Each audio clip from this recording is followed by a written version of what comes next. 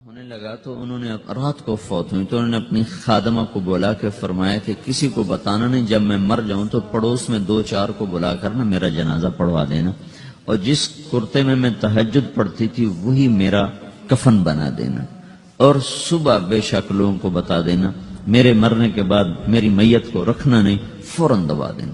تو جب ان کا انتقال ہوا تو انہوں نے پڑوس کے 2-4-10-20 آدمی بلائے اور ان کو تدفین تجہیز سب کچھ ہو گئی۔ صبح شور مچا کہ وہ رابعہ بصری کا انتقال ہو گیا۔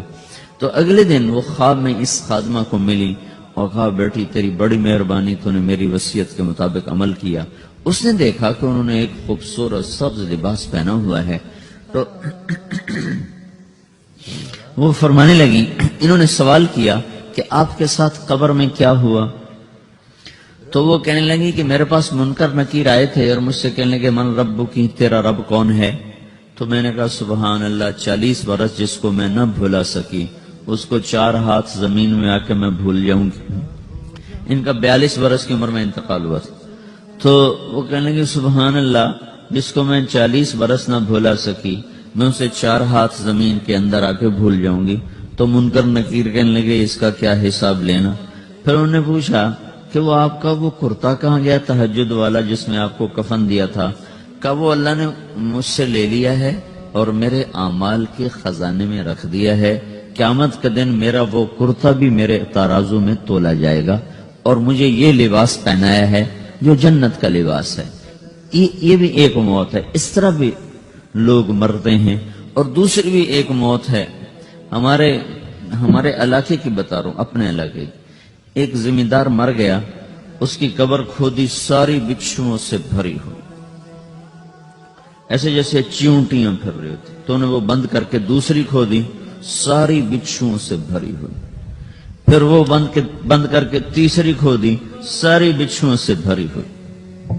قبرستان میں اتنے بچھو کہاں سے آ گئے؟ یہ زمین کے بچھو نہیں ہے، یہ آخرت کی بلائیں ہیں جس کے ساتھ اب اسے قیامت تک رہنا ہے اور گزارا کرنا ہے۔ تو یہ 2 طرح کی موتیں روزانہ لوگ مرتے ہیں، روزانہ لوگ مرتے ہیں۔ جب نماز کا وقت ہوتا ہے ملک الموت ساری دنیا کا چکر لگاتا ہے اور دیکھتا ہے کون پڑھ رہا ہے کون نہیں پڑھ رہا، کون پڑھ رہا ہے کون نہیں پڑھ رہا۔ جو نماز کی پابندی کرتا ہے اس کی موت آسانی سے ہوتی، جو نماز میں غفلت کرتا ہے اس کے ساتھ موت کے وقت شدت اور سختی اختیار کی جاتی۔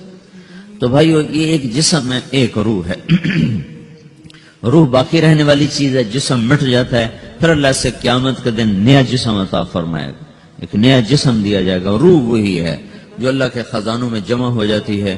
نافرمان کی سیاہ کالی روح ہوتی ہے، فرما بردار کی روشن چمکدار روح ہوتی ہے۔ تو اللہ نے کچھ تقاضے جسم کے رکھے ہیں اور کچھ روح کے رکھے ہیں۔ جسم کے تقاضے پورے نہ کرو تو یہ پریشان ہو جاتا ہے، روح کے تقاضے پورے نہ کرو تو یہ پریشان ہو جاتی۔ روح کی پریشانی جسم سے زیادہ ہے، چونکہ روح کی طاقت جسم سے زیادہ ہے۔ جسم مٹی سے بنا ہے، اس کی غذا بھی مٹی سے نکلتی ہے۔ روح آسمان سے ہے، اس کی غذا بھی آسمان سے ہے۔ روح کا تعلق جب تک اللہ سے نہیں جڑتا اس سے بھوک اور پیاس لگتی رہتی ہے۔ جسم کو جب تک روٹی اور پانی نہ ملے یہ تڑپتا اور پریشان رہتا ہے۔ جیسے اللہ تعالیٰ نے ہمارے جسم میں روٹی اور پانی کی طلب کو بے ساختہ رکھ دیا ہے۔ میں بیان کے دوران بھی پانی پی رہا ہوں، آپ دیکھ رہے ہیں کہ میرا حلق سوکھ جاتا ہے، مجھے طلب محسوس ہوتی ہے پانی، حلق سوکھتا ہے پانی کی طرف بھاگتے ہیں، بھوک لگتی ہم روٹی کی طرف بھاگتے ہیں۔ یہ ایک ایسا اندر میں آٹومیٹک سسٹم ہے کہ ہم اس کو آف نہیں کر سکتے۔ یہ سوتے سوتے بھی بھوک کی وجہ سے آنکھ کھل جاتی، سوتے سوتے پیاس کی وجہ سے آنکھ کھل جاتی ہے۔ یہ ایسا خود اللہ تعالیٰ نے ساختہ نظام بنایا ہے کہ آپ اپنے جسم میں روٹی اور پانی کی طلب کو نہیں نکال سکتے۔ میرے عزیزو، ٹھیک اسی طرح اللہ نے انسانی روح میں اپنی طلب رکھ دی ہے اور اپنے رسول کی طلب رکھ دی ہے۔ یہ 2 طلب ایسی ہیں کہ یہ آپ کے جسم روح سے نکل نہیں سکتی۔ جیسے بھوکا روٹی نہ کھا لے، پیاسا پانی نہ پی لے، اسے چین نہیں آ سکتا۔ وہ روح جو اللہ اور اس کے رسول سے نہ آشنا ہے، جب تک وہ وہاں تک پہنچ نہیں جاتی اسے چین نہیں آ سکتا، اس کا اندر پریشان رہے گا۔